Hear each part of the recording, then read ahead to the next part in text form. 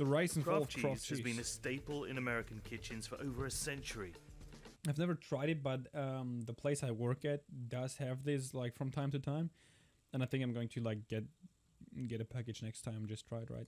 At one point, Kraft The controlled problem is like why I didn't buy it. It has like a huge amount of calories, like literally huge. It's like 2/3 of my daily calorie like intake. It's around insane. 40% of the US cheese market. Tastes good and cheesy. It's creamy. It's good. I do like it. But in recent years, consumers have been searching for healthier options. Sales of processed cheese products like Kraft Singles and Velveeta have declined by 12% over the last decade, even though Americans are eating more cheese than ever. The pandemic has given Kraft a welcome boost in sales, but will it be enough to stop the fall? We'll see. The Kraft story began in 1903 when Canadian-born businessman James L. By the way, Kraft Tardy, if you have any moved videos you want to Chicago watch, and just send them started in. selling cheese out of a wagon. Business was so successful that in 1909, Kraft and his brothers formed their own cheese company. A few years later, they opened a factory in the small town of Stockton, Illinois. It was here that J.L. Kraft took on the challenge to turn leftover scraps of cheddar cheese into a longer-lasting product with consistent taste. Now look, JL, you know it'll never work. When It's you insane heat when you like cheese look hot at enough where to make things the came cheese, from where they are it's now, gonna dude. separate. But It's so it did insane. work. Kraft discovered that if he heated the cheddar with an emulsifier, it would create a smooth cheese that would have a much longer shelf life. He was making what we now call American cheese. And in 1916, Kraft became the first person to patent The this fuck process. is American cheese? His invention couldn't have come at a better time. When the US military deployed over 4 million soldiers in World War I, it needed a huge supply of non-perishable food. The army bought 6 million pounds of cheese from Kraft, over £1.50 per soldier. By 1921, Kraft was selling 1,000 tons of cheese per month. Imagine, Kraft dude. built on this success by acquiring competitors like the Velveeta Cheese Company in 1927 and merging with the Phoenix Cheese Company the following year. In 1929, Kraft's annual sales surpassed $86 million. The 1930s would see another Insane. masterstroke, a box of elbow macaroni with a foil package of Kraft cheese. Macaroni and cheese makes a hit. And it's simple with Kraft macaroni and cheese dinner. Only a nickel a serving, too. And once again, the timing couldn't have been better. A nickel a serving. Just let that sink, dude. That's fucking insane. Like, if I want to buy like a serving right now, which is like I think it's like half a package, I'm paying $3.50 for like half the package. The United States was in the late stages of the Great Depression, and a box of Kraft macaroni and cheese could feed a family of 4 for only 19 cents, or roughly $3.50 today. It was an instant hit. Damn, dude. I literally said $3.50, and it is $3.50. It was an instant hit. Kraft sold 8 million boxes in the first year. Sales continued to rise during World War II, when ration coupons could be traded in for Kraft's macaroni and cheese dinners. And just as it had in the First World War, Kraft supplied tins of cheese to the US military. The next game changer came in 1950, when Kraft invented a way to slice processed cheese. Okay. Fabulous flavors. That shouldn't be too and hard so though, quick. right? Mum said it took them no time at all to make enough for the party. Trouble with Kraft cheese slices is they're so good, there's no such thing as enough. I'm And confused. 15 Why years couldn't you later, just it cut it? launched the now ubiquitous individually wrapped slices. Singles are individually wrapped, so every single one stays fresh. Dude, not gonna lie, like, the concept is smart, right? But it's such a waste of, like, plastic. There's so much fucking trash that, like, it's Even insane. if it's the last one in the package. Luckily for Kraft, Americans' appetite for cheese was skyrocketing. By 1980, Americans were consuming 17.5 pounds of cheese per capita, more than twice as much as in 1950. Dude, my Kraft chair wasn't fucking- afraid to tell consumers to put cheese on just about anything. Arrange on greens with chicken, tomato, and avocado, topped with sprouts and bacon. Dude, even back By then the there was like an mid-90s, avocado Kraft hype. controlled It's over insane. 50% of the processed cheese market. And when Kraft Foods went public in 2001, it was the second largest IPO in US history.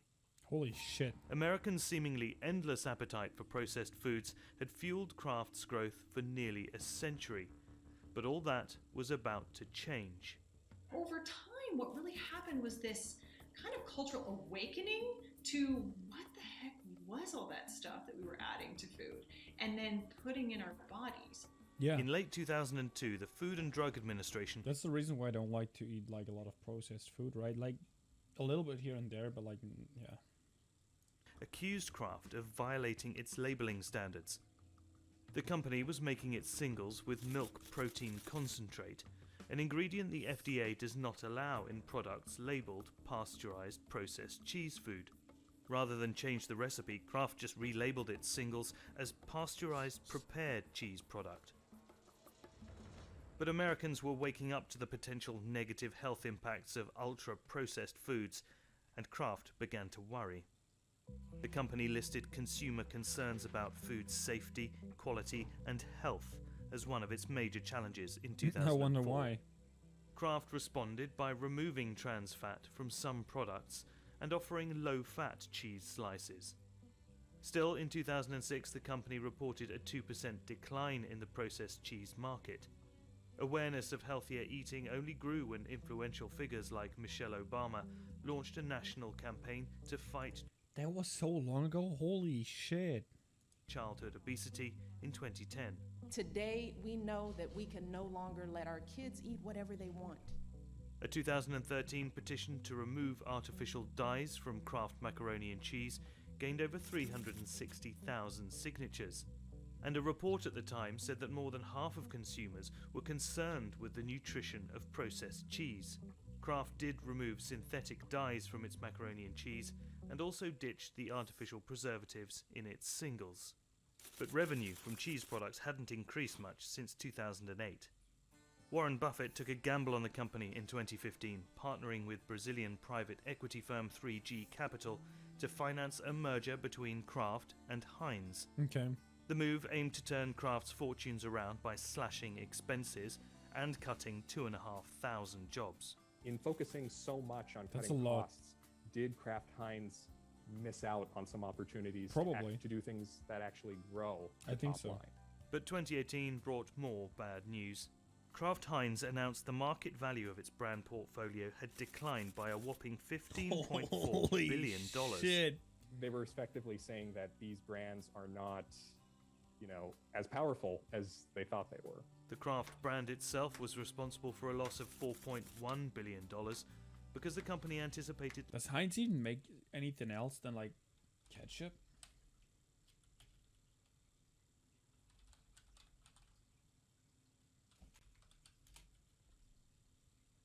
Oh no.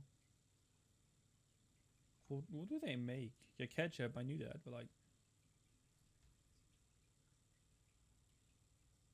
Okay, just sauces and shit, right? I don't think there's anything else. Yeah, okay.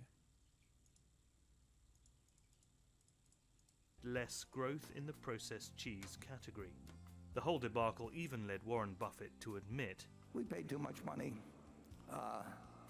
for Kraft. To some extent, our own actions had driven up the prices."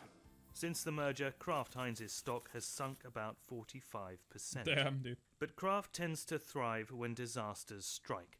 Yeah, In the 2020, pandemic, when the pandemic drove consumers to stock up on non-perishable goods, Kraft products were suddenly in high demand. Holy Sales fuck, of dude. its macaroni and The cheese thing were is right. The thing is right. I worked in a grocery store too while the pandemic hit, dude. And like I'm telling you, normally you would need to like fill up the shelves like once a day. Dude, we filled them up like twice an hour. It was fucking insane. up 27% during the first quarter compared to the same period in 2019. Some factories were operating 3 shifts a day to keep up with demand, but with the end of the pandemic in sight, what next for Kraft? As the world opens up and as people have I don't know about the end of the option to pandemic, go dude. and eat out again, it'll be interesting to see how much of that Kraft Heinz retains. And Kraft continues to be plagued by concerns over its ingredients. In 2021, a class action lawsuit filed against Kraft Heinz claimed its macaroni and cheese contained harmful levels of chemicals known as orthophthalates. Kraft Heinz told Insider there is no merit to the lawsuit and its macaroni and cheese products are safe to consume. I'm not hungry! You're having one more bite. No! One more The bite. fuck? Critics also accuse Kraft of showing healthy food in a bad light in commercials that are targeted at children. Oh, well. Kraft, for the win-win. Kraft Heinz said the commercials were aimed at adults, but that they No, wouldn't that's air bullshit. the ads after 2021. In late 2020, Kraft Heinz announced it would sell off its natural cheese division to French dairy company Lactalis Group. But processed cheese is something Kraft Heinz is still holding on to. Despite changing consumer trends, Kraft remains one of the most powerful companies in the food industry. And with 40% of Holy American shit. households... Vomon, you're alive? Yo, thank you for the raid, appreciate it. Hi everyone who's coming here from Vermont. I am HighMiZe, and yeah, I'm just the typical German retard. Welcome to the stream. How was the stream, Vermont? Still... You watched the Vanguard release, right? Buying Kraft singles. The American story of processed cheese is far from over.